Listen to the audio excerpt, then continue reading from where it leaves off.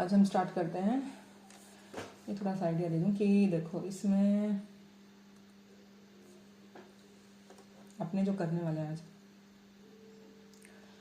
वो उसका क्या मतलब है कि तुम्हारे जो क्वेश्चन पेपर्स भी थे ना उसमें मैंने देखा कि ये जो definition and scope of biostatistics in clinical research, ये जो फर्स्ट चैप्टर इसीलिए बताया था, उसके अंदर इसका है।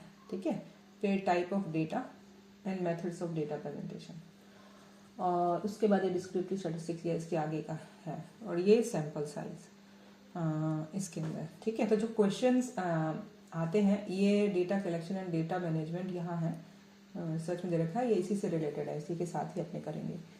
तो अब इसमें क्या है कि ये जो तीन चीज़ें हैं, मतलब सबसे इजी चीज़ें भी हैं और सबसे ज़्यादा पूछी भी जाती हैं। उसके बाद जो ये बाकी चीज़ें हैं थोड़ी सी मुश्किल भी हैं, कम पूछी जाती हैं। इससे रिलेटेड ये वाले जो हैं mean, mode, median, standard deviation and variation, ये सब कुछ पूछा जाता है। इसमें ज़्यादातर यही तीन पूछे जाते हैं। तो जो तुमको मैंने 2 चैप्टर्स अभी जो कल तुमको आइडिया दिया था, उसमें ये 2 क्वेश्चंस ऑलमोस्ट कवर हो जाते हैं, ये वाले।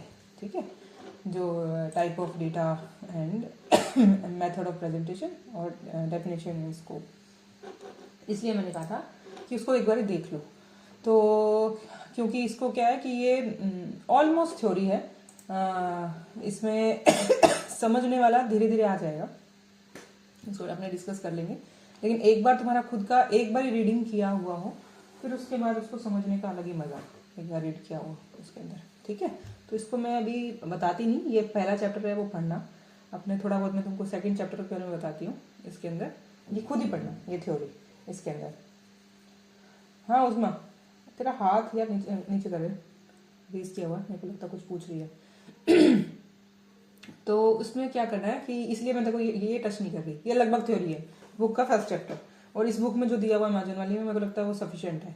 और एक मैं तुमको लिंक और डाल दूंगी उसके अंदर और दे रखा है, वीडियो लिंक है, उसके अंदर भी role of biostats in homeopathy ऐसे करके भी टॉपिक है।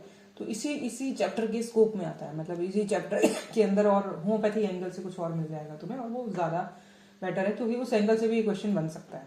स्कोप के बाद रोल उसका एक ऐसे बन सकता है, और अच्छा क्वेश्चन बनता है उसका, यहाँ से आ सकता है थ्योरेटिकली। तो ऑलमोस्ट, क्योंकि ज़्यादातर क्या होता है कि जैसे कि ऑलमोस्ट अपने जो रिसर्च में पढ़ के आए हैं वो ऑलमोस्ट जैसे थ्योरी साइड था इसके अंदर, तो बायोस्टैट्स के अंदर भी ये थोड़ा सा थ्योरेटिकली है। मैथमेटिकल पोर्शन इतना सही होता है, मीन, मॉड, मीडियन वाला, ये वाला मैथमेटिकल है, ये वाला मैथमेटिकल है, कोरिलेशन, रिग्रेशन, मॉर्बिडिटी एनालिसिस वगैरह, और सॉफ्टवेयर तो जो है ही वो अलग बात है। तो ये वाला जो सेक्शन है ये थोड़ा मैथमेटिकल होता है, लेकिन ये जो तीनों है सैम्पलिंग टेक्निक्स और डेटा का प्रेजेंटेशन, टाइप एंड स्कोप, ये थोड़ा थ्योरेटिकल पार्ट है, यहीं से स्टार्ट करते हैं इसके अंदर। ये तुमको इसलिए मैंने कल जो चार्ट दिखा दिया था उसमें डेटा कलेक्शन, डेटा मैनेजमेंट, ये कहाँ से आ रहा है वर्ड्स, ये आपस में कहीं से जुड़े, धीरे धीरे अपने खोलेंगे इनको एक के बाद। ठीक है, तो आज मैं एक और तुमको दिखा देती हूँ, जिस लिंक की मैं बात कर रही हूँ वो ज़रूर देखना हो। उसके अंदर ये जो वीडियो लिंक है उसके अंदर क्या है कि एक सेकंड दिखाई दूँ तुमको।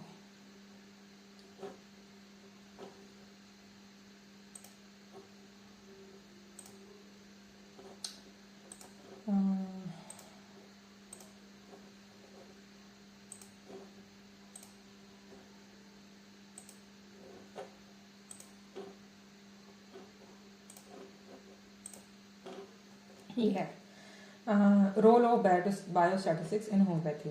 ठीक है, ये त्रिपुटी की प्रोफेसर है अपनी, उनका है ये एक लगभग 1 घंटे की 50 मिनट की ये वीडियो है, और ये इसमें उन्होंने मतलब एक तरीके से प्रेजेंटेशन दी है पूरी, एम एंड ऑब्जेक्टिव बताया, रिसर्च मैथोलॉजी और बायोस्टैट्स का जर्नल बहुत अच्छा सा एक दे रखा है उन्होंने, हाउ टू डू इट और one can sources in research, मतलब बहुत अच्छा सा एक क्वेश्चन तैयार किया हुआ है ऑलमोस्ट।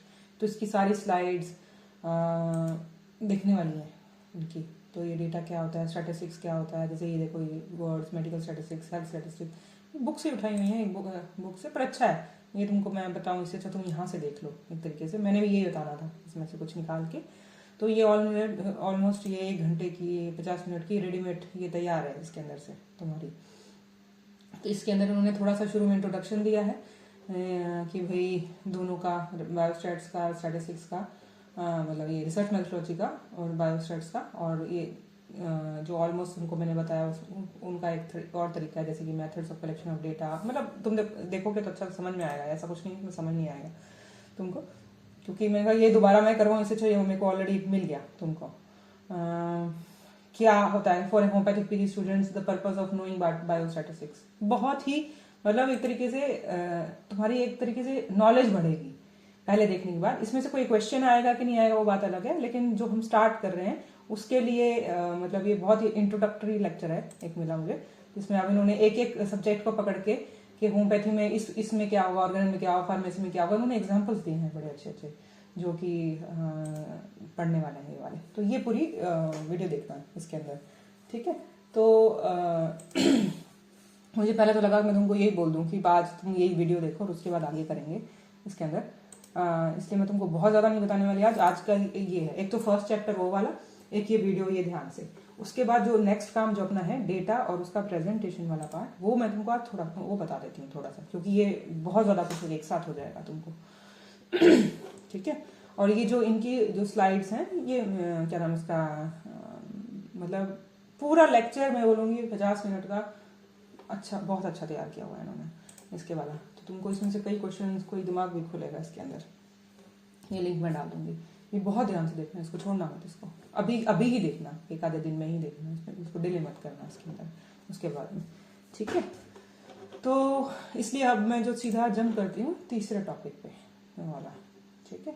तीसरे टॉपिक में जंप करते हैं। तीसरा टॉपिक अपना जो है जो सिलेबस के हिसाब से, एक मैं तुमको सिलेबस ही दिखा रही थी कि क्वेश्चन पेपर का ये मेरे को जो क्वेश्चन पेपर कंपाइल किए हुए एक लिस्ट है जो मेरे को मिली थी, उसमें बायोस्टैट्स के जनरल देखो, बायोस्टैटिस्टिक्स, इसकी यूज एंड लिमिटेशंस, ठीक है। और इसके बाद what do you think there is a need और इम्पोर्टेंस ऑफ सिग्निफिकेंस और बायोस्टैट्स और पार्ट्सली ग्रुप, मतलब ये उसका वही बनाया गया है। स्टैटिस्टिक्स क्या है, what do you mean by this, medical statistics. तो ये बेसिक से क्वेश्चन जो मतलब समझ ले कि 5 क्वेश्चन तो यही पूछे गए। उसके बाद मतलब ओवर द ईयर्स यही पूछे जाते थे। उसके बाद अब ये जो एग्जैक्टली मैथमेटिकल पार्ट है वो है इतना, और इसके अंदर भी बहुत ज्यादा क्वेश्चंस लग रहे हैं। ये है एक आधे चैप्टर के अंदर ही से ही उठाए गए मोस्टली सारे पार्ट्स हैं इसके अंदर। अब ये है जो सैम्पलिंग टेक्निक्स, इस पे बहुत क्वेश्चन आता है। मैंने कहा सबसे जो तुमको मैंने 3 पॉइंट टिक करके बताए थे मैंने, फर्स्ट सेकेंड सिलेबस का और सैम्पलिंग वाला, ये सब मतलब मोस्टली क्वेश्चन ही यहीं से आए हैं। फिर आया है डेटा प्रेजेंटेशन, जो ये सेकंड चैप्टर के अंदर जो हम आज करने वाले हैं थोड़ा सा। तो ये है डेटा प्रेजेंटेशन, डेटा क्या, उसका प्रेजेंटेशन क्या, उसका नाम क्या, ऐसे करके उसमें से क्वेश्चन आया है। तो ऑलमोस्ट मतलब देखा जाए तो अगर ये 3 या 4 चैप्टर्स हैं, ये बेसिक्स भी हैं, सबसे इजी भी हैं, और ज्यादातर क्वेश्चन इसी पे ही बनते थे इसके अंदर। स्टार्टिंग में थोड़ा सा मुश्किल पार्ट जो आता था वो आता है मैथमेटिकल वाला उसके बाद का। इसके बाद मैंने जितने देखे वो सारा मतलब है नहीं, ब्लाइंडिंग टेक्निक और ये सब तुमको मैंने करवा चुकी हूँ, ऑलमोस्ट वही था इसके अंदर। तो करते हैं स्टार्ट अपने यहाँ से। तो ये चैप्टर तुमको मैंने बता दिया, ये खुद पढ़ना, इसको डिस्कस करेंगे बाद में, लेकिन मैं चाहती हूँ एक बार तुम खुद पढ़ो, पहले थोड़ा दिमाग लगाओ इसको पढ़ने में।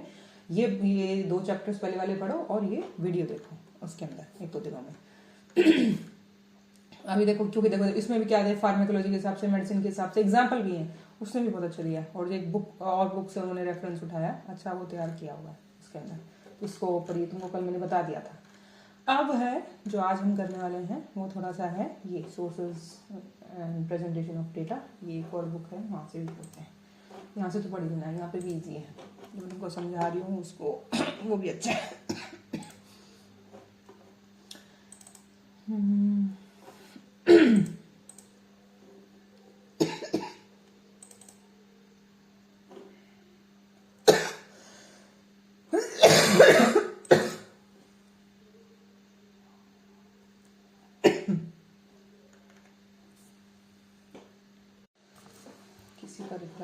किसका रिप्लाई है, किसने किया किसने नहीं किया।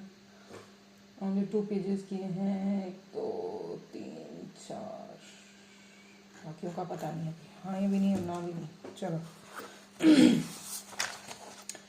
ठीक है। तो कल मैंने तुमको दिखाया था कि डेटा क्या, पहली बात तो बेसिक सा वर्ड की डेटा क्या चीज़ है। तो इसके अंदर क्या है कि अभी तक तुम क्या समझते हो कि जिसने बुक देखी या नहीं देखी, अभी तक हम डेटा वर्ड अभी तक यूज़ करते आए थे, क्योंकि वो पूछेगा, मतलब जैसे कि अगर उनको बोलना हो कि व्हाट इज़ डेटा, तो वो डिफाइन कैसे करोगे उस चीज़ को 2 नंबर की डेफिनेशन में कैसे लिखोगे।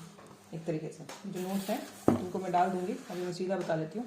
इसकी स्क्रीनशॉट्स ओपन नहीं हो रही अभी तक। तो जैसे कि हो जाएगा ये न्यूमेरिकल टर्म, कोई मैथमेटिकल नंबर समथिंग कुछ होएगा, उसी को हम बोलेंगे कि डेटा है। Data are facts expressed in numerical terms. इसको ऐसे समझो कि भाई हमारे पास 5 केसेस थे, 10 केसेस थे, 15 केसेस थे, इस तरीके से, और हम बोल रहे हैं 5 केसेस, तो इसका मतलब 5 समथिंग कुछ नंबर होगा उसके अंदर। तो इसका मतलब कि कहीं ना कहीं कोई ऑलरेडी चीज, नंबर ऑफ केसेस को, उसके अंदर के जो सेकेंडरी चीजें हम टेस्ट रिपोर्ट्स में जो हम ऐड कर रहे होंगे, वो कहीं पे भी जो भी मैथमेटिकल नंबर कहीं पे भी आ रहा होगा, वो हम सब उसको डेटा बोलते हैं। जिसको डेटा बोला जाता है वो जो वर्ड है वो है प्लूरल वर्ड है। जो इसका सिंगुलर वर्ड जो होता है वो है डेटम, DATUM ऐसे करके डेटम बोला जाता है, तो सिंगुलर को। डेटा है क्या? अगर डेटा को ढंग से अरेंज करो और ढंग से उसका आउटपुट निकालने की कोशिश करो, उसको समझने की कोशिश करो, वो एक इंफॉर्मेशन है।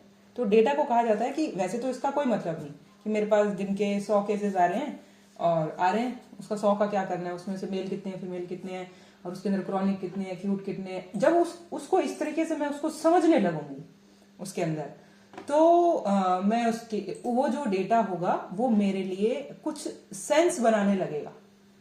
तो कहा जाता है कि जो डेटा वर्ड है, डेटा को ढंग से जब उसको समझा जाता है तो वो एक इंफॉर्मेशन बन जाती है। और उस इंफॉर्मेशन से हम करते क्या है, उस इंफॉर्मेशन से और भी इंटेलिजेंट डिसीजन लिए जाते हैं। जैसे कि अगर मेरे पास फीमेल्स, जैसे मैंने कहा कि मैं 100 केसेस देख रही हूँ, लेकिन मेरे पास 60 या 70 फीमेल्स ही आती हैं। इसका मतलब कि अगर मुझे फीमेल ओरिएंटेड मेरे पास केसेस आ रहे हैं और उस तरीके का मुझे कोई रिसर्च करना हो, अगर वो पता चल जाता है। अगर नहीं भी करना तो मुझे खुद एनालिसिस होता है कि भाई इसका मतलब अगर बाई चांस मुझे मार्केटिंग करनी है अपनी क्लिनिक की, तो मैं फीमेल वालों में ज्यादा अट्रैक्टिव, मतलब ऐसे कुछ बैनर्स वगैरह बनाऊं। और अगर मुझे कुछ ऐसा कुछ ऑफर निकालना है, पॉलिसीज वगैरह या कुछ ऐसा ऑफर निकालना, तो ऐसी ऐसी चीजों के लिए जाऊं जो फीमेल्स को अट्रैक्ट करे एक तरीके से, तो मेरे पास क्लिनिक के अंदर और बढ़ेंगे। तो इसको तुम एक छोटी क्लिनिक से लेकर एक बड़े लेवल तक सोचो कि हम जो रिसर्चेस करते हैं इसका मास लेवल पे क्या इम्पैक्ट आता है। इसी तरीके का कि वो डेटा इकट्ठा करते हैं, उसके बाद उस डेटा से इंफॉर्मेशन उसको उसमें कन्वर्ट किया जाता है, उस इंफॉर्मेशन को समझ के आगे उसका इंटेलिजेंट डिसीजन लिए जाते हैं, जो मैंने कहा पॉलिसीज बनाई जाती हैं उससे। तो रिसर्च से करो या सिंपल डेटा को देखो एक तरीके से, जैसे कि रिसर्च के बाद ही उसका कोई इंफॉर्मेशन, रिसर्च से एक सिस्टमेटिक वे में एक डेटा इकट्ठा किया जाता है रिसर्च में। जैसे मैं एक टॉपिक पे लेके ही अगर मैं एक एलर्जिक डायनेटिक्स ले रही हूं, तो मैं एलर्जिक डायनेटिक्स के ही 100 केसेस ले रही हूं, और फिर उससे रिलेटेड जो मेरे पास डेटा आ रहा है, उनका एज, हाइट या कुछ उनका पहले का या बाद का कुछ ट्रीटमेंट या कुछ भी, तो एक स्पेसिफिक तरीके से डिजाइन किए गए तरीके से हम उसमें से डेटा ले रहे हैं, और फिर उस डेटा का एक सेंस बाद में हम निकालते हैं बाद में। तो इस डेटा से ही बाद में हम जो हमारा रिजल्ट निकलने वाला है और डिसीजन भी इस डेटा ने ही हमको देना है। तो अब इस पूरी कहानी के अंदर जो रिसर्च थी वो क्या हमें हेल्प कर रही थी, इस डेटा को ढंग से लेके उसका एनालाइज करके ढंग से, और उसका रिजल्ट ढंग से निकले ढंग से। अगर वो सही तरीके से प्लान नहीं करी गई, तो जैसे कि उसका टाइटल कुछ था, उसको वैसा उस तरीके के स्टडी डिजाइन में डालना चाहिए था कि नहीं डालना था, कुछ और तरीका था। फिर तुमने जो भी डेटा इकट्ठा किया, अगर तुम्हारी प्लानिंग सही नहीं थी तो तुमने कुछ भी डेटा इकट्ठा कर लिया, उसका कोई सेंस नहीं। कैसे?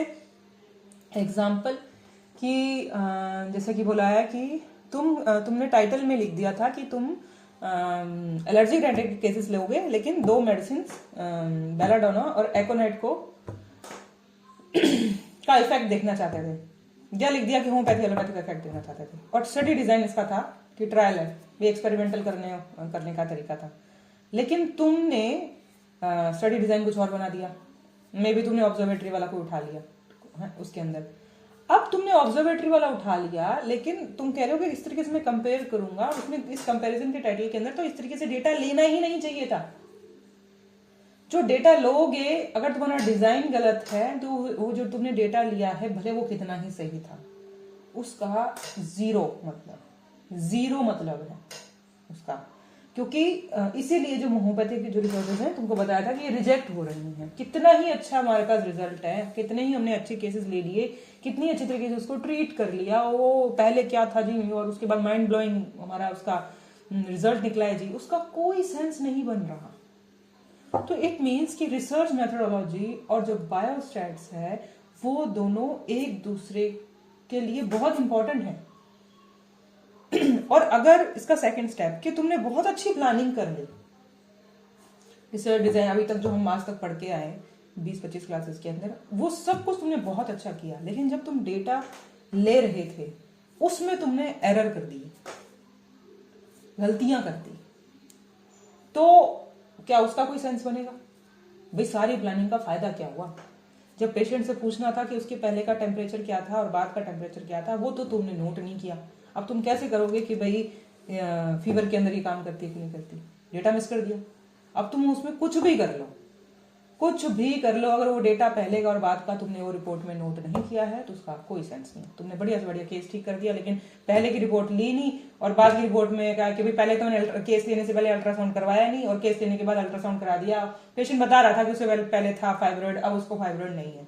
भाई पहले की रिपोर्ट तो ला के दो, और कितना चेंज हो गया, कितने टाइम के अंदर चेंज हो गया। तो इट मीन्स कि जितनी भी बायो रिसर्च मेथोडोलॉजी के अंदर प्लानिंग और सब कुछ चल रहा था, उसके बाद उसका इस पॉइंट पे आके और भी ज्यादा सेंसिटिव एरिया हो जाता है कि अब इसको ढंग से करना भी पड़ेगा, तब जाके इस पूरी चीज का सेंस है। तो जो वर्ड शुरू होता है, इसका मतलब जो डेटा है वो उसकी इंफॉर्मेशन में कन्वर्ट किया जाता है, ढंग से उसको समझा जाता है, और फिर इसी उसका कोई रिजल्ट निकलेगा। और ये सारी कहानी सिर्फ इसी चीज के लिए की जाती थी कि पहले तेरे रिपोर्ट में क्या था और बाद में तेरी रिपोर्ट में क्या आया। एक तरीके से ये एक ही तरीका, प्री एंड पोस्ट टेस्ट, और भी बहुत तरीके हैं कंपेयर करने के, टेस्ट करने के, लेकिन ये एक बेसिक सा जो हम ज्यादातर यूज करते हैं उसके अंदर सबसे ज्यादा।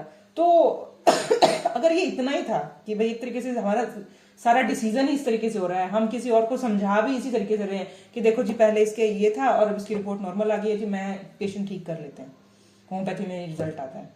तो अगर ये सब कुछ इतना ही सिंपल है तो सारे स्टडी डिजाइन वगैरह सब रिसर्च में हम पढ़ के आए हैं, वो उसकी जरूरत ही क्या है? सीधा ये देखो जी कि भाई केस का नाम लिखो जी, पहले की रिपोर्ट लगा, बाद की लगाओ, ये लो रिसर्च खत्म। इतनी कहानी गढ़ी क्यों? इतनी सारी चॉइसेस में घुसे क्यों? क्योंकि उसका कोई सेंस नहीं बनता मास लेवल पे। ये इंडिविजुअल लेवल पे तो ठीक है, एक दो केसेस के लिए इंडिविजुअल लेवल पे एक केस सीरीज, या मतलब जैसे हम बताया था कि केस रिपोर्ट के लेवल पे ये सब कुछ ठीक है, तो हम, लेकिन जब उसको एक मास लेवल पे करा जाएगा, उसका इफेक्ट और उससे जो रिजल्ट आएगा वो रिजल्ट और भी मास लेवल वाले लोगों पे लगने वाला है, बड़े लेवल पे। मतलब तुम 500 लोगों पे स्टडी कर रहे हो, क्यों कर रहे हो? क्योंकि जो उससे रिजल्ट आने वाला है, तुम वो 10,000 लोगों पे, लाख लोगों पे वो काम उन पे करवाओगे। इसलिए ये सारी प्लानिंग्स वगैरह चाहिए, ये सब कुछ चाहिए, और ये सारे स्टैंडर्ड्स चाहिए और सारे तरीके चाहिए, वरना ये मतलब इनका कोई मतलब नहीं है। इंडिविजुअल लेवल पे तो कोई मतलब नहीं है। मतलब एक तरीके देखा जाए तो अपने को क्लिनिक में सिखा के ढूंढना पड़ेगा, हम देख ही रहे हैं, ठीक कर ही रहे हैं, बिना रिसर्च मेथोडोलॉजी इतनी तो बीएचएमएस में बढ़ा रहे हो तो रिसर्च मेथोडोलॉजी और बायोस्टैट्स को हमको क्लिनिक में करने के लिए, इंडिविजुअल लेवल पे एक पेशेंट को ठीक करने के लिए, और उससे उसका कोई आउटपुट, हमारा एक्सपीरियंस बढ़ रहा है, हम उस एक्सपीरियंस के अकॉर्डिंग अगला पेशेंट देख रहे होते हैं, तो वो कर रहे होते हैं। तो लेकिन देखो कि भाई हमारे पास भी जो एक्सपीरियंस आया, हम भी जो पेशेंट को ठीक कर रहे हैं, वो किसी किताब से पढ़ी होगी, हमारी जो मटीरिया ऑर्गन और जो रिपर्टरी बनी वो इसी तरीके की रिसर्च से तो बनी थी, और उन्हीं का हम मैटर उठा के समझ के अप्लाई कर रहे हैं। तो हमको तो वो बना बनाया मटेरियल मिल गया, उन्होंने इसी तरीके से प्लानिंग करी, सब कुछ किया, तो एक जो उसका रिजल्ट आया वो मास लेवल पे अप्लाई हो रहा है। और जहां अप्लाई नहीं कर पा रहे वहां पे कोई ना कोई उसके अंदर प्रॉब्लम है, या तो वो डेटा ढंग से कलेक्ट नहीं किया गया था, यही तरीके की कि भाई उन्होंने बुक्स में लिख दिया तो अब वो हम लगाते हैं तो वैसा लगता नहीं। तो इसमें कहाँ गलती है कि या तो उन्होंने जो किया था तो उसकी प्लानिंग में गलती थी, उनके डेटा कलेक्शन में गलती थी, क्योंकि रिजल्ट तो दिख रहे थे। तो ये सब कहानी मैं क्यों बता रही हूँ तुमको, ये बहुत बेसिक सी बात है, मतलब सबको पता ही एक तरीके से। ये क्यों बता रही हूँ, इसलिए बता रही हूँ कि जब भी तुम डेटा कलेक्ट करोगे अपने पेशेंट का, जो तुम इकट्ठा कर रहे हो अपना पेशेंट्स का, उसका कोई मतलब नहीं बनेगा पब्लिश करने का, या अगर कोई तुमको कहेगा कि कोई एक एक्सपर्ट तुम्हारे को खोल के बताएगा या तो फालतू रिसर्च है, गलत है, या तुमने ये किया, इसमें ये कमी है, ये तो पब्लिश नहीं हो सकती। पब्लिश हो तो छोड़ो, नॉर्मल सी बात कि जो तुम अब कहते हो तुम अपने गाइड को भेजते हो और वो 10 गलतियां निकाल के भेज देता है उसके अंदर से। तो अगर कोई सेंसिबल गाइड है, उसको समझ आ रही है गलती, तो उसको इम्प्रूव कर लो, आर्ग्यू मत करो उससे। उसके अंदर वो ढंग से इम्प्रूव हो रही है, तुम्हें अभी सेंस नहीं आ रहा है उसके अंदर उस चीज़ का, तो बहुत ज़रूरी है। उसी से पता चलेगा कि धीरे धीरे इसका क्या आगे इम्पोर्टेंस है एक तरीके से। तो इट मीन्स कि किसी पॉइंट पे अगर कोई सेंस निकालना है रिसर्च में, हर एक पॉइंट में कहीं पे भी गलती आएगी, उस गलती का फिर आगे कोई सुधार नहीं। अब ये इसका मतलब डेटा, उसकी इंफॉर्मेशन और बाद में उसकी इंटेलिजेंट रूप में उससे पॉलिसीज बनाना, यही कहानी है टोटल, कि यही करना था और उनको इसी से ही आगे का पॉलिसी बनाने में हेल्प मिलने वाली थी। अब ये है कितने टाइप का, मतलब जैसे तुमको मैंने कल भी दिखाया था, वो ग्राफ में दोबारा खोल लेती हूँ। टाइप क्या जनरल, तो वो खुलता तब तक मैं तुमको बताती हूँ। टाइप क्या थे कि क्वालिटेटिव और क्वांटिटेटिव, वो इस बुक में भी दे रखे हैं, वो जनरल टर्म कि भाई इसका मतलब जो डेटा है वो कितने तरीका था, जिसमें क्वांटिटी थी या क्वालिटी थी, गुण था। और क्वालिटी वाला को एक तरीके से समझा जाए तो उसको ऐसे कह सकते हैं कि जैसे हम height, weight, HB, sugar, cholesterol, BP, ये हम पेशेंट में जब नापते हैं तो हम किसी इंस्ट्रूमेंट से नाप रहे हैं, मतलब कोई स्केल लेते हैं तो उसकी हाइट नापी जाती है, वेइंग स्केल लेते हैं तो उसकी वेट नापा जाता है, HB करते हैं तो एक टेस्ट होता है, उसके अंदर भी एक तरीके से उसका स्केल है, और ब्लड शुगर, कोलेस्ट्रॉल, BP कुछ भी, तो इंस्ट्रूमेंट BP के लिए भी हमारा एक इंस्ट्रूमेंट है। तो इसका मतलब ये जो कैटेगरी है जिसमें हमको नंबर मिल रहे हैं, ये किसी भी एक तरीके से स्केल से मिल रहे हैं या किसी इंस्ट्रूमेंट से मिल रहे हैं। तो एक सेक्शन में इतना डेप्थ मैंने तुमको नहीं बताया, आगे आएगा इसके अंदर, कि इसका मतलब ये जो डेटा कलेक्ट किया गया नंबर फॉर्म के अंदर हमारे पास आया, तो ये आता कहां से है, एक इंस्ट्रूमेंट से और उसकी स्केलिंग से। तो जो हम अपनी रिसर्च के अंदर हम कहते हैं कि भाई हमने ब्लड शुगर पहले ये था और बाद में ये था, या जैसे अल्ट्रासाउंड किया तो एक मशीन की हेल्प से आया एक तरीके से। तो हम जब गलती होने के चांसेस होते हैं, हमारा डेटा गलत होने के चांसेस होते हैं, तो कहाँ पे होते हैं, यहाँ पे, कि भाई जो हमने स्केल यूज किया था कहीं वो गलत था, या जो इंस्ट्रूमेंट यूज कर रहे हैं मेरे कमरे में जो वेइंग स्केल पड़ा हुआ है वो ठीक तो है, उसमें कोई प्रॉब्लम तो नहीं, मैकेनिकल प्रॉब्लम तो नहीं, एरर तो नहीं इसके अंदर कोई कि भाई 2 किलो ज्यादा ही बता रहा हो या 2 किलो कम ही बता रहा हो वेइंग स्केल। तो इस तरीके से जितने इंस्ट्रूमेंट्स हैं उसका चेक करके रखा जाता है कि भाई इससे डेटा कलेक्ट होने वाला है तो ये चीज तो सही होनी चाहिए, और थ्रू आउट उसको रखा जाता है, मतलब उसकी मेंटेनेंस रखी जाती है, तब उससे जो डेटा कलेक्ट हुआ, या थर्मामीटर जो अपने बोल रहे हैं, तो वो चीज सेम ही रखी जाती है, इंस्ट्रूमेंट्स चेंज नहीं करे जाते।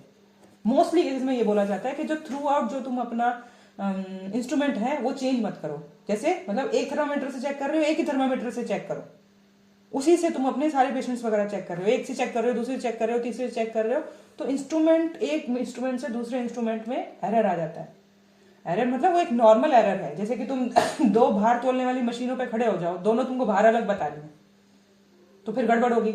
ऐसे ही जब अपने टेस्ट करवाते हैं, कोई भी ब्लड टेस्ट करवाते हो, एक लैब से करवाओ दूसरी लैब से करवाओ तो गड़बड़ हो जाती है, वो कोई 2 पॉइंट ज्यादा बता देगा, कोई 2 पॉइंट कम बता देगा, ऐसे करके। तो ये जो एरर्स आते हैं हमारे डेटा को कलेक्ट करने के, हम जो डेटे उसमें कर रहे थे, तो ये जो नंबर फॉर्म का हमारे जो क्वांटिटेटिव वाला था, ये जो सारा टाइप का था, उसको कलेक्ट करने के अंदर इंस्ट्रूमेंट से एरर आ गया और हमने तो कुछ किया नहीं, और हमने उसको ध्यान नहीं रखा कि यार एरर तो यहां से आ रहा था, ऐसे करके। तो इसलिए मोस्टली करो, क्योंकि अब हम उस एरर को कब तक, कितने के टाइम तक, मतलब उसको हम कैसे उसको मैनेज करें, एक समझ के रखें कि भाई वेइंग स्केल अगर मुझे 2 किलो ज्यादा ही बता रहा है तो भाई क्या करूं।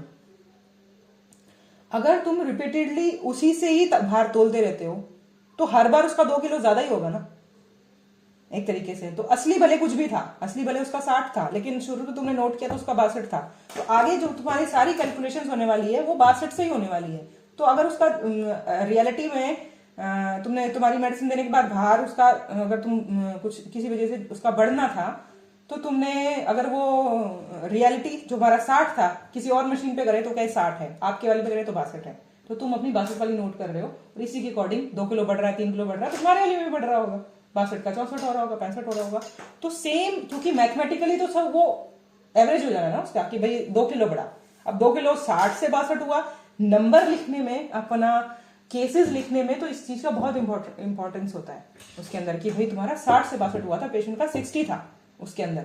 लेकिन जब हम रिजल्ट दिखाने वाले सेक्शन तक पहुंचते हैं तो उस तक हम ये देखते हैं कि भाई 2 पॉइंट बढ़ा या 3 पॉइंट बढ़ा, ऐसे करके। तो रिजल्ट में हमें 3 पॉइंट का इंक्रीज हुआ। अब 3 का पॉइंट का 60 से 63 हुआ था या 62 से 65 हुआ था, उससे कोई फर्क नहीं पड़ता एक तरीके से उसके अंदर, जब तुम रिजल्ट में दिखाते हो। तो इट मीन्स कि वो एवरेज जो हम कह रहे होते हैं कि भाई जिससे भी तुम, जो भी इंस्ट्रूमेंट तुम यूज कर रहे हो, थ्रू आउट वही यूज करो।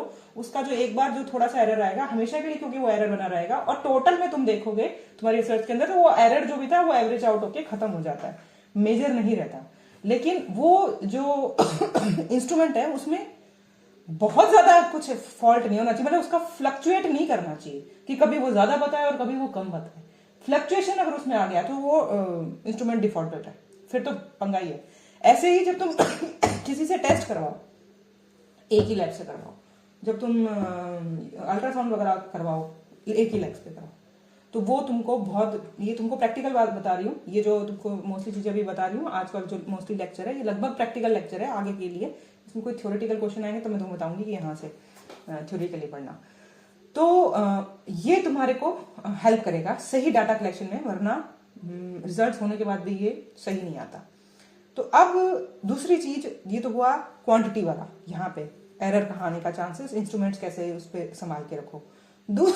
दूसरी चीज है जो क्वालिटी वाली चीजें अपने क्या कहते हैं कि भाई अपने क्या मेजर करते हैं क्वालिटी के लिए, जैसे रिलीजन, उसका जेंडर, ठीक है, ये चीजें, और कलर, इवन की मतलब उसको बोला जाता है कि उसका बर्थ और डेथ ऑल ओवर, जैसे कि एपिडेमोलॉजी में नोट होता है कि कितने बर्थ्स हुए मतलब इस महीने में, तो नंबर ऑफ बर्थ तो अलग चीज होती है, लेकिन बर्थ खुद अपने आप में एक क्वालिटी है, या डेथ इसके अंदर लिविंग है या नॉन लिविंग है, ऐसे करके।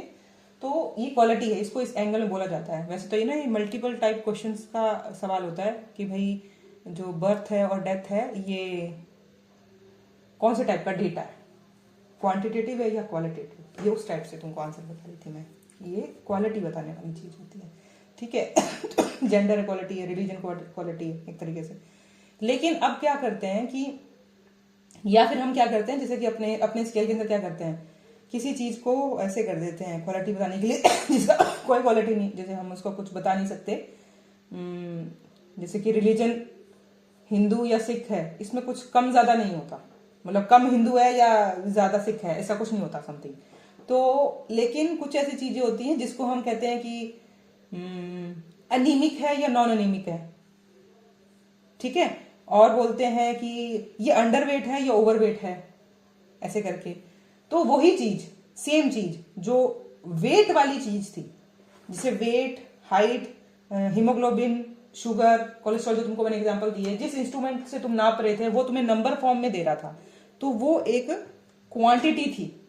लेकिन अगर तुम उसी डेटा को क्वालिटी में कन्वर्ट कर लो, कि तुम अपनी टाइप की कोई स्टडी बना रहे हो, उसमें तुमको क्वालिटी वाला डेटा चाहिए, क्वांटिटी वाला नहीं चाहिए, तो उसी चीज का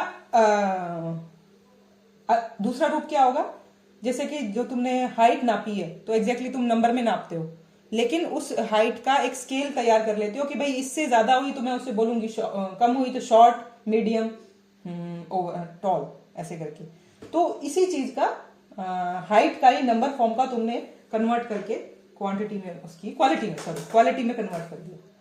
और ऐसे ही वेट का underweight, normal weight, overweight, anaemic, non anaemic, उसका शुगर का डायबिटिक, नॉन डायबिटिक, ऐसे करके। और कोलेस्ट्रॉल का भी नॉर्मल कोलेस्ट्रॉल है, हाई है, लो है, ऐसे करके। ब्लड प्रेशर की भी नॉर्मल है। तो इस तरीके से इसका है कि तुम इस तरीके से उस डेटा का इसमें ट्रांसफॉर्मेशन कर सकते हो। लेकिन स्टार्ट कहां से होगा? यहां से, नंबर से। एग्जैक्टली ये नंबर तुम्हें एक स्केल देगा और स्केल की वजह से तुम उल्टा कर सकते हो? उल्टा कैसे करोगे? तुमने नापा, तुम कहोगे ये अंडर है, अंडर हुआ कैसे? पहले तो नंबर ही पता चलेगा उसी का अंडर होता है। तो क्वालिटी वाले का, जिसकी क्वालिटी है, उसको तुम नंबर फॉर्म में बाद में नहीं कन्वर्ट कर सकते किसी तरीके से, किसी भी चीज का। तो वो कैसे करते हैं? जैसे हम एंगर में करते हैं कि भाई एंगर, गुस्सा कितना आता है जी या नहीं आता, तो वो बोलता है कि डॉक्टर साहब मुझे बहुत गुस्सा आता है। तो वो क्वालिटी थी और तुमने उसके अंदर बोला कि भाई मीडियम, नॉर्मल, या जैसे अपने रूब्रिक्स फॉर्म में उसे बोलो माइल्ड, मॉडरेट या सिवियर, ऐसे करके इसको उसको बोलते हैं। या उसको उसमें होता है कि रेज तो नहीं है, एंगर, रेज और माइल्ड, ऐसे करके। तो इंटेंसिटी अगर उसकी देखनी होती है, वॉयलेंट एंगर है, ऐसे करके। तो उसको क्या करते हैं? उसको स्केली में कन्वर्ट कर देते हैं। अब वो ये बोलता है डॉक्टर साहब मुझे बहुत ज्यादा गुस्सा आता है। फिर बहुत ज्यादा गुस्से का मतलब उसका रिएक्शन निकाल के भाई मैं चीजें दौड़ने लग जाता हूँ, मारने लग जाता हूँ, ये करना है। तो तुम बोलते अरे बाबा ये तो नंबर फॉर्म में कन्वर्ट करना हो तो 1 to 5 की स्केल में, 1 to 10 की स्केल में होता है। अरे तो उसको 5 नंबर दो, 5 नंबर का गुस्सा है इसका, तो 2 नंबर का गुस्सा है जी, कम है ये तो, बिल्कुल इसको गुस्सा नहीं आता जी, 1 नंबर का, एक तरीके से। तो वो तरीका हुआ कि उस क्वालिटी को क्वांटिटी में कन्वर्ट किया गया। तो दोनों है। कुछ कुछ कैटेगरी में पहले ये वाला चाहिए, नंबर चाहिए, तभी इसमें कन्वर्ट कर सकते हो। और कुछ कुछ ऐसी चीजें जो पहले यहाँ ये वाली भी मिल जाए तो भी तुम इसको नंबर फॉर्म में कन्वर्ट कर देते हो। तो ये बहुत बेसिक है इसके अंदर, अपने इसके अंदर, कि भाई क्वालिटेटिव डेटा, जब वो first chapter, second chapter, first chapter के अंदर और एग्जांपल्स दे रखे होंगे। जो उस बुक की लैंग्वेज है, मैं तुम्हें उससे हटके कुछ प्रैक्टिकल लैंग्वेज में बता रही हूँ उसके अंदर। ये इस लैंग्वेज में समझ लोगे तो वो बुक की लैंग्वेज में मुश्किल नहीं लगेगी उसके अंदर, क्योंकि किसी भी बुक के अंदर सिर्फ थोड़ा हार्ड लैंग्वेज में लिखा हुआ है, इसलिए तुमको मैं सीधे नोट्स नहीं दे रही, इसलिए मैं तुमको पहले समझा रही हूँ। उसके बाद तुम कोई नोट पढ़ोगे तो चलेगा उसके अंदर। अब उसके बाद में ये है कि इसका मतलब एक तरीके का डेटा तो ये था कि भाई क्लासिफिकेशन में कि क्वालिटी या क्वांटिटी। अब दूसरा तरीके का है कंटिन्यूअस या डिस्क्रीट।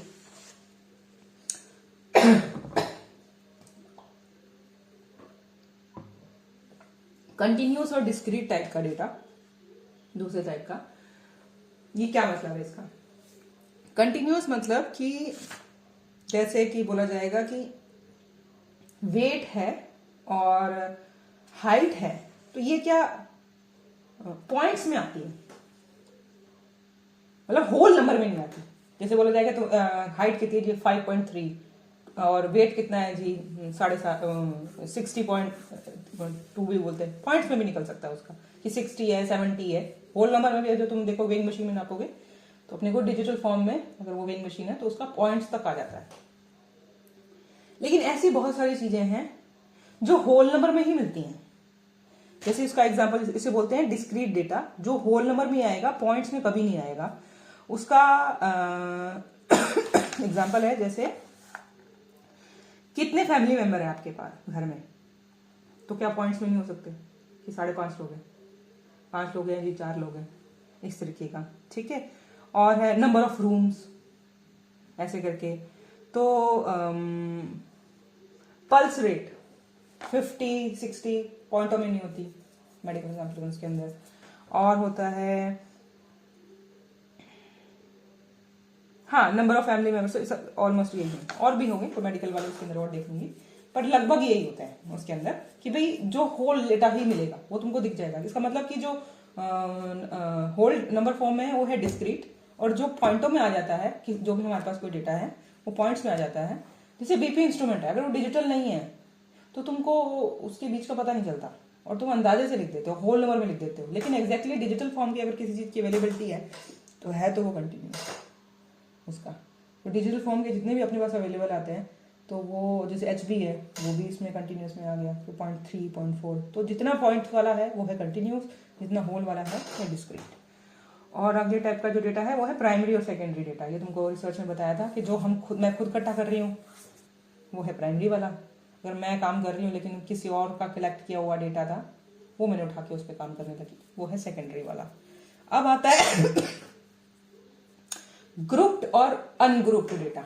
ग्रुप्ड और अनग्रुप्ड का मैं तुमको एग्जांपल दूं, जैसे कि अब यही चीज कि भाई वेट देख लो, तो देखा कि अपनी हम जो 18 बच्चों की क्लास है इसके अंदर अगर हम वेट देखने लगे तो सबका नोट कर लिया 18 लोगों का, और किसी का 0.2 पॉइंट आगे ज्यादा है, 60 7.5 मतलब 60 है, 61 है, 62 है, और पॉइंट्स में भी है आगे। तो 18 के 18 का अलग अलग डेटा है। लेकिन मैंने बोला कि यार अगर कोई उसमें कोई डिसीजन लेना हो, मतलब समथिंग मैंने कि भाई मुझे इतना बता दो कि उनको 2-3 ग्रुप्स में डिवाइड कर दो, मतलब कि भाई 60 से 65 वाले कितने लोग हैं जी, और 65 से 70 वाले कितने हैं जी, उसके बाद अगर 70 से 75 वाले या 75 से 80 वाले या उससे भी प्लस वाले। तो मैंने उसी 18 लोगों के इंडिविजुअल डेटा को सेक्शंस में बांट दिया। तो लेकिन 18 लोगों का इंडिविजुअल डेटा, और उसके बाद में आ गया कि पता चला कि 5 लोग उसमें से 60 से 65 वाले थे, ऐसे करके। तो उस डेटा को मैंने ग्रुप में कन्वर्ट कर दिया। तो इसे कहते हैं ग्रुप्ड या अनग्रुप्ड डेटा उस चीज का। ठीक है, अब 18 के 18 पॉइंट्स अलग, ये डिस्क्रीट और कंटिन्यूस में ध्यान रखना, इससे कंफ्यूज करते हैं कई लोग। डिस्क्रीट था होल नंबर वाला, कंटिन्यूस था पॉइंट्स वाला। ग्रुप्ड अनग्रुप्ड का मतलब कि 18 के 18 पॉइंट्स अलग हैं, लेकिन अनग्रुप्ड वाले में और ग्रुप्ड वाले में कि तुमने वो पॉइंट्स 2 या 3 कैटेगरी में डाल दिए, ऐसे करके। और होता है जैसे एक तुमने क्रॉस नेशनल स्टडीज और टाइम सीरीज वाली तुमको मैंने स्टडीज भी बताई थी, उसमें भी कि जब तुम एक ही बंदे का रिपीटेडली एक ही पॉइंट पे या मतलब सेम ही बार बार 5 दिन बाद, 2 दिन बाद, 10 दिन बाद ऐसे करके चेक करते रहते हो, तो उसे कहते हैं cross sectional data. When data are collected only once for a same variable for each unit at a particular point of time, कि हर 7 दिन बाद तेरा चेक होने वाला है और ये एक ही चीज चेक होने वाली है, मतलब एक तरीके से। तो that is called cross sectional data. और उस स्टडी में बताया था कि भाई 12 महीने के अंदर तुम अलग अलग टाइम में अगर तुम करते रहते हो। और टाइम सीरीज वाला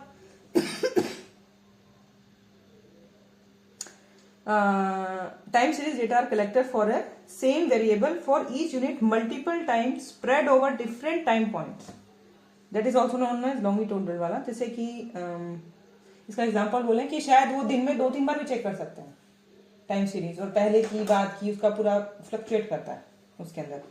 तो ये प्रैक्टिकली अपने वाले में हम कम जो यूज कर रहे हैं कि मोटे तौर पे ये इसी तरीके के data, qualitative, quantitative, discrete, continuous, primary, secondary, grouped, ungrouped, cross sectional और time series. Cross sectional time series practically use नहीं होता, थ्योरेटिकली हमको पता होता है ऐसा कुछ करते हैं बारी बारी उसके अंदर। ठीक है, तो जनरल क्या था कि डेटा क्या चीज थी, जब उसको कलेक्ट करते हैं क्वालिटेटिव या क्वांटिटेटिव, उसमें कहाँ से एरर आ सकते हैं, हमको थोड़ा सा क्या ध्यान रखना चाहिए, कितने टाइप का वो डेटा होता है उसके अंदर। अब जो हम करने वाले हैं वो है डेटा प्रेजेंटेशन। तो कल वो एक और वर्ड बता देती हूँ, फ्रीक्वेंसी। तो फ्रीक्वेंसी क्या चीज होती है, ताकि आगे जो हम पढ़ने वाले हैं डेटा प्रेजेंटेशन में उसमें सब में यही आता है। तो जिसने भी बुक नहीं भी खोली उसको पता चल जाएगा कि भाई एक चीज और क्योंकि ये बहुत छोटी सी बात है, लेकिन मेडिकल स्टूडेंट्स इसमें गलती करते हैं। क्या गलती करते हैं? जैसे मैंने तुम्हें बताया कि हमारे पास 18 बच्चे हैं।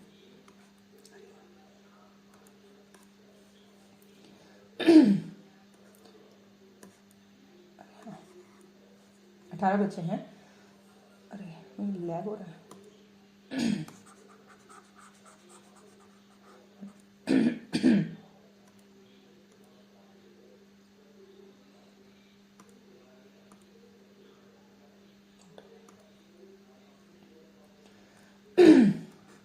हाँ ठीक है, 18 बच्चे हैं तो 18 बच्चों के हमारे पास 18 अलग अलग पॉइंट्स थे, किसी भी तरीके का। हमने हमने सबकी हाइट नाप ली और उसके बाद में कुछ भी कर लिया, तो हमारे पास 18 अलग पॉइंट्स हैं। अब उसके बाद मैंने कहा था कि हम ग्रुप में क्या करते हैं कि भाई इसमें से कुछ चीज़ों का ग्रुप बना डालते हैं कि यार इससे लेकर यहाँ से लेकर यहाँ तक या कुछ भी किसी तरीके से। तो हमने 18 पॉइंट्स को 2 या 3 कैटेगरीज में डाल दिया, ग्रुप कर दिया। अब एक चीज को और हम बोलते हैं कि ये तो ग्रुप क्या है कि भाई 60 से 65 वाला ग्रुप है। अब ये है कि भाई 66 से लेकर 70 वाला है, ऐसे करके। तो इसमें कितने लोग हैं? जैसे यहाँ बोला कि 5 लोग हैं, यहाँ बोला कि 3 लोग हैं, यहाँ बोला कि 2 लोग हैं, यहाँ बोला 1 लोग हैं। तो ये क्या चीज है? ये है फ्रीक्वेंसी। इसे बोलते हैं frequency, number of that people. तो जो समझने को बोला था कि इसको क्या बोलते हैं? ग्रुपिंग। और ये क्या है? अनग्रुपिंग। लेकिन ये जो हमने नंबर निकाला, इसको क्या बोलते हैं? इसको बोलते हैं फ्रीक्वेंसी। ठीक है, तो ये क्या था? पूरा सीधा डेटा, 18 के 18 अलग पॉइंट्स, अनग्रुपिंग डेटा। ठीक है, तो ये जो वर्ड है कि ये 5 क्या चीज होती है? ये है ग्रुप फ्रीक्वेंसी। और फ्रीक्वेंसी का क्या मतलब है कि जितना हमने उसमें किया है, चार्ट्स बनाएंगे, आगे टेबल बनाएंगे, कुछ भी बनाओगे तो तुम देखोगे कि ऐसे करके ग्राफ बनेगा जिसमें ये एक्स एक्सिस होगा और ये वाई एक्सिस होगा। तो एक जगह, मोस्टली जगह तुम देखोगे यहां लिखा होगा फ्रीक्वेंसी वाई एक्सिस पे, और यहाँ पे ये इस कैटेगरीज के नाम लिखे होंगे। जैसे कि यहाँ तुमने 60 to 70 है, अगर ये लिखा होगा 60, अगर ऐसी कुछ है तो लगभग ये वाली चीज यहाँ लिखी जाती है, ऐसे करके 60 to 70। तो जो फ्रीक्वेंसी है, मतलब फ्रीक्वेंसी का जब तुम देखोगे कि 10 लोग थे तो उन्होंने ऐसे बनाया है। मैं इसको वापस बनाती हूँ, इसमें गलती है। मतलब एक एक्सिस पे फ्रीक्वेंसी आती है, दूसरे नंबर पे कैटेगरी आती है। तो जो लगभग जो कैटेगरी है, जैसे कि यहाँ लिखी जाती है कैटेगरी। कैटेगरी का मतलब जैसे कि अगर इस तरह की नंबर कैटेगरी है तो यहाँ लिखी जाती है 60 to 70, 65 कितने लोग थे, और ये 66 से 70 तक कितने लोग थे, तो वो लिखा जाएगा यहाँ पे नंबर ऑफ। इसमें पता चला कि भाई 5 लोग थे, तो यहाँ पे किसी तरीके से उन्होंने लिख के 5 लिख दिया इसके ऊपर, और कि भाई इसके कितने लोग थे। तो ये बार डायग्राम बनाना है या हिस्टोग्राम बनाना है, तुम उसको बनाओगे तो ये गलती हो जाएगी। अब मैं इसमें क्या गलती कर रही हूँ, कुछ कर रही हूँ, कल वीडियो में और बताऊंगी, फिर तुमको क्लियर होगा कि भाई ये सबसे कॉमन गलतियां होने वाली हैं इसके अंदर। क्योंकि जब तुम पढ़ोगे ना, तुमको लगेगा ये बड़ा इजी है, ये बता दिया, और 4 पेज पढ़ के किताब बंद हो जाएगी। अगर तुमको मैं डेटा दे दूं कि भाई ये 10 पॉइंट लिखो और इसका तुम ये बनाओ, हिस्टोग्राम बनाओ या बार डायग्राम बनाओ, अपने तुम अपने उसमें थीसिस में बनाने वाले हो, तब पता चलेगा कि तुमने क्या गलती कर दी। जो चीज यहाँ इधर इस साइड लिखने वाली थी वो तुमने यहाँ लिख दी ऐसे करके। तो ये चीजें इंटरचेंज कर दी, यहाँ वाली यहाँ लिख दी, यहाँ वाली यहाँ लिख दी। वो तुम तब तक उसको तुमको समझ नहीं आएगा कि भाई यहाँ क्या लिखना था या यहाँ क्या करना था, जब तक कि तुम ये 10 पॉइंट उठा के अपने डेटा का ये समझने की कोशिश नहीं करोगे कि यार इसमें कैटेगरी क्या है, इसमें फ्रीक्वेंसी क्या है, इस तरीके के जो वर्ड उसको समझने की कोशिश करोगे, तब तक तुमको वो चीज गलत नहीं पता चलेगी कि गलत क्या है। मेडिकल स्टूडेंट्स सबसे ज्यादा गलती यही करते हैं इसके अंदर। तो तुम देखोगे जो तुम्हारे जो फ्रीक्वेंसी मतलब नंबर ऑफ, ये कितनी बार आया, ये 60, यहाँ पे अगर किसी 18 हमने पॉइंट्स अलग अलग लोगों के लिए थे, तो उसमें से मान लिया कि 60 यहाँ था और किसी का 62 था, किसी का फिर ये 63 था और किसी का फिर से ये 61 था, मान लिया दोबारा 60 था। तो 1 2 3 4 5 लोग थे जो जिनका इससे इस कैटेगरी में था, तो ये वाला था। तो जो इसका एनालिसिस होने वाला है वो यहाँ से होने वाला है, फ्रीक्वेंसी, इसको कहते हैं फ्रीक्वेंसी। इतने इतने चीजों को तुमने ग्रुप कर दिया। तो मोस्टली जो तुम टेबल वगैरह देखोगे उसमें देखोगे तो यहाँ जो कैलकुलेशंस हो रही होती हैं ग्राफ के अंदर वो फ्रीक्वेंसी भी हो रही होती है। तो यहाँ पे लिखा होता है, जैसे कि ऊपर भी लिखा होता है, यहाँ पे भी लिखा होता है, यहाँ पे भी लिखा होता है, जैसे कि बोल दिया कि मेल कितने हैं जी, फीमेल कितने हैं जी। तो पता चला किस में, तो उन्होंने बोला कि भाई मेल और फीमेल लिख दिया यहाँ पे, या नीचे भी लिख देते हैं यहाँ पे कि भाई यहाँ पे मेल और फीमेल लिखो जी। अगर ग्राफ बना रहे हो, टेबल बना रहे हो तो टेबल में तो ऊपर लेबलिंग होती है, लेकिन अगर ग्राफ बना रहे हो तो ग्राफ में नीचे लेबलिंग हो रही होगी।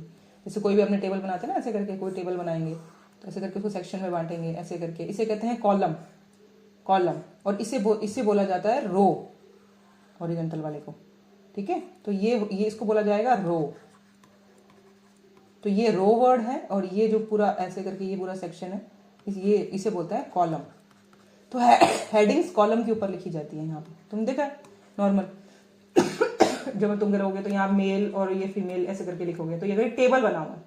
टेबल में हेडिंग्स ऊपर होती है, जो ग्राफ बन रहा होता है तुम देख रहे हो कि वहां पे हेडिंग्स वगैरह नीचे हो रही थी, यहाँ पे होती है। तुम ये देखते हो मेल कितने थे जी 50 मेल थे जी, तो ये फ्रीक्वेंसी जैसे यहाँ लिख दी ऐसे करके, और ये 30 फीमेल थी जी ऐसे करके, तो उसके अंदर ये लिख दी। और यहाँ पे ये क्या चल रहा है, स्केल वाई एक्सिस पे, जिसपे पता चल रहा है कि 50 यहाँ था और इसका मतलब 30 यहाँ था समथिंग। तो इसके अंदर तो ये स्केलिंग चल रही है इसके अंदर। तो ये फ्रीक्वेंसी इसके ऊपर नंबर डाल के मोस्टली जगह लिखी पाई जाएगी, कहीं अगर वहां नहीं लिखी तो इसके अंदर लिखी होगी, किसी तरीके से लिखी होती है क्लियर करने के लिए। तो रिपीटेडली मतलब वो नंबर कितनी बार आया है। अगर ये अलग है, ग्रुपिंग वाला है, तो ये जैसे कि ये बोल दिया, अगर मान लिया कि वो ग्रुपिंग वाला नहीं था, मान लिया कि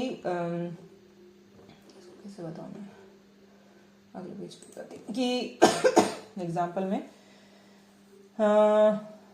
18 लोग थे जिसके आए 60, 62, 40 सॉरी 42 कितना, हाँ ठीक है 48 बना दिया जैसे ऐसे करके।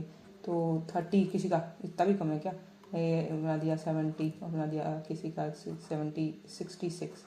अब मान लिया कि ये इतने लोग थे, 5 लोग हैं, ये कोई भी उनका कोई भी नंबर मतलब वेट है या कुछ भी है या परसेंटेज है समथिंग कुछ भी है। तो अब हम अगर इसमें से कोई नंबर रिपीट नहीं हुआ, अगर एक नंबर और रिपीट करो जी, 60 किसी और का भी है, 48 किसी और का भी है समथिंग, तो हमने इस तरीके से जब डेटा आता है तो सबसे पहले क्या करते हैं, जब भी तुम 18 बच्चों का सामान इकट्ठा करोगे कुछ भी, तो यहाँ पे तो मैंने पहले वाले के अंदर क्या कर दिया कि ऑलरेडी ये अज्यूम कर लिया कि भाई जो पहले वाले 4 या 5 लोग थे उनका मैंने डेटा खुद ही 60, 62 या 63, 65 लिख दिया। अब रोल नंबर 1 से लेकर 5 तक मान लिया उनका ये नहीं था, प्रैक्टिकली ऐसे थोड़ा ना होता है, रोल नंबर 1, ये 2 और ये 3 और ये 4, इनका तो कुछ भी हो सकता है। अब जैसे अगले एग्जांपल में है कि भाई मान लिया ये रोल नंबर 1 था, ये 2 था, ये 3 था, ये 4 था, अब अभी देख लो जी 5 था, तो इन सबके तो उठपटांग हो गए, इनकी ग्रुपिंग कैसे करोगे। तो सबसे पहला रूल होता है कि जब तुम्हारे पास कोई भी डेटा आता है तो फर्स्ट फॉरमोस्ट रूल है उसको असेंडिंग या डिसेंडिंग फॉर्म में लिखना, बढ़ते क्रम में या घटते क्रम में, ठीक है। जैसे कि भाई आप देख इसको बढ़ता है या घटता है ये कैसे पता चलेगा, पहले तो इसको पूरे जो डेटा देखते हैं, हम देखते हैं यार इसमें सबसे मैक्सिमम हाईएस्ट नंबर कौन सा है, हाईएस्ट नंबर है हमारे पास 70, this is the highest number. और उसके बाद मिनिमम नंबर कौन सा है इसके अंदर, इसका है 30। तो इसका मतलब हम कुछ 30 से शुरू कर रहे होंगे और 70 तक लेके जाएंगे उसके अंदर। तो ये सारे उसके बाद देखेंगे कि 30 के बाद क्या चीज है, 30 के बाद जी 48 आई थिंक है ना, तो 48 है। और 48 कितनी बार आया हुआ है ये देखना होता है पूरे के अंदर, 48 48 ऐसे करके, यहाँ पे दूसरी बार एक और 48 आया हुआ है ऐसे करके इसके अंदर। तो अब ये कि ये तो इतने में तो ये आसान है, 10 डिजिट्स के अंदर तो ये आसान है कि तुम पहले ये देख लो ये देख लो ये देख लो। मान लिया तुम्हारे पास 1000 लोगों का डेटा हो किसी भी तरीके का जिसमें ये सारा कुछ ऐसे लिखा होगा, तो तुम 1000 लोगों में कैसे दिखोगे, मतलब कि भाई कौन सा 30 और 48 कितनी बार आया, तुम तो 1000 को एक साथ, मैं तो यहाँ एक बार सारा कुछ देख लिया फिर लिख रही हूँ। अब मैं 48 के बाद क्या आना चाहिए, 48 के बाद क्या आना चाहिए, फिर मैं 60 से शुरू कर रही हूँ, अरे 48 के बाद 60 आना चाहिए जी, लेकिन 60 तो यहाँ पे भी था। तो इस तरीके से मतलब मैं हर बार पॉइंट लिखने के बाद दोबारा डेटा चेक कर रही हूँ और 2 बार 60 आएगा। तो ये इतने में चेक करना तो आसान है, लेकिन 1000 लोगों में चेक करना कितना मुश्किल है। तो उसमें क्या किया जाता है कि जैसे कि ये 60 आ गया तो शुरू से ही ना इनकी ग्रुपिंग एक तरीके से करना शुरू करता है। जैसे मैं बताया 60 to 70 के बीच में है तो वो लिखना शुरू कर देते हैं ऐसे ग्रुपिंग बना के कि भाई 60 और 70 के अंदर जैसे लीस्ट नंबर और हाईएस्ट नंबर तो ढूंढते हैं कि भाई सबसे छोटा और सबसे बड़ा तो वो ढूंढ लेते हैं, तो ये सबसे पहले लिख तो ये लेते हैं, ये 2 पॉइंट्स तो सबसे पहले लिखे ही जाते हैं, भले 1000 लोगों का करना हो। तो हाईएस्ट और लोएस्ट का एक तरीके से बना के, अगर कम लोग हैं तो एक एक पॉइंट को चेक करके ऐसे अरेंज करते हैं, और अगर बहुत ज्यादा लोग हैं तो पहले स्टार्टिंग में इसकी ग्रुपिंग कर लेते हैं कि भाई 30 से और अगर 40 के बीच में आएगा ना तो मैं लिखता ही जाऊंगा, जैसे कि पहला डेटा चेक करूंगा, और जैसे कि उसके बाद अगर ये मतलब 41 से लेकर फिर 60 तक आएगा, ठीक है, फिर मैंने यहाँ 71 से लेकर अगर 80 तक आएगा तो मैं लिखता ही जाऊंगा। क्या, अब 30 से 40, फिर पहला डेटा क्या है 60, तो फिर इसने सीधा लिख दिया यहाँ पे 60। फिर इसने बोला कि भाई 62, इसका मतलब ये इस कैटेगरी का था कि भाई यहाँ 61 होना चाहिए था, सॉरी, ठीक है, तो 61 ऐसे करके। तो इस तरीके से क्या होगा, फिर अगला डेटा क्या है जी 48, तो 48 कौन सी कैटेगरी का, इसका 48 ऐसे करके। अगला डेटा क्या जी 30, तो ये 30। तो ये है ज्यादा बड़े डेटा को अरेंज करने का तरीका। अब जब तुमने देख लिया कि 30 48 ऐसे करके, अब तुम्हारे लिए आसान है। अब ये जो ग्रुपिंग बन जाती है ऐसे करके, अब इसको तुम ऐसे फैला सकते हो। इससे फायदा ये होता है कि अब तुमको पता होता है कि 31 है, 48 के 2 हैं, 60 के 2 हैं, तो ये 2 क्या लीजिए फ्रीक्वेंसी। और ये कहाँ काम आएगी, जब तुम चार्ट या डायग्राम ग्राफ बनाओगे तो उसमें लिखना होता है, जब तुम यहाँ इसका नंबर लिखोगे ऐसे करके कि भाई यहाँ 30 31 से लेकर या ऐसे करके जब स्केलिंग बन रही होगी तो उसमें तुम देखोगे कि 48 के कितने लोग थे, जैसे 30 के कितने लोग थे, 30 का तो एक ही था बंदा जी, ऐसे करके। फिर यह पता चलेगा कि भाई 48 के 2 बंदे थे जी, उसके बाद कितना था जी। तो ये जो तुम ग्राफ बनाओगे तो उसमें ये काम आएगा। इसे कहते हैं फ्रीक्वेंसी को फाइंड आउट करना। लेकिन सबसे फॉरमोस्ट स्टेप के अंदर रॉ डेटा को फर्स्ट पॉइंट असेंडिंग या डिसेंडिंग निकालना। असेंडिंग या डिसेंडिंग निकालने के लिए एक छोटे वाला डेटा है तो उसको सीधा निकालना लग जाओ, अगर बहुत बड़ा डेटा है तो उसकी ग्रुपिंग करके और उसके बाद उसको फैलाने लग जाओ। सबसे फोरमोस्ट पॉइंट होता है ये। उसके बाद जो इसको करना होगा उसके बाद देखेंगे ऐसे करके, ठीक है। तो दिस इज वेरी बेसिक्स। तो कल को जो हम टेबल या ग्राफ्स पढ़ेंगे तो सीधा उसके अंदर जब तुम देखोगे, वैसे तुम्हें बता, जो टॉपिक है वो टॉपिक तो है तो ये कि भी डेटा को प्रेजेंट कैसे करते हैं। डेटा को हम टेबल से प्रेजेंट करते हैं, ग्राफ से प्रेजेंट करते हैं, फिगर वगैरह से बोलते हैं फिगर, या उसको बोलते हैं कि टेक्स्ट से भी प्रेजेंट करते हैं। टेक्स्ट में सीधा लिख देते हैं इतना ये। तो 3 फॉर्म्स होते हैं डेटा को प्रेजेंट करने के लिए। अब जो कल को मैं तुमको बताऊंगी टेबल कैसे बनाया जाता है या ग्राफ कैसे बनाया जाता है। टेबल बनाने के लिए और ग्राफ बनाने के लिए एक एक पॉइंट क्या क्या जरूरी है ये उस बुक में भी दे रखे हैं ऐसे अंदर।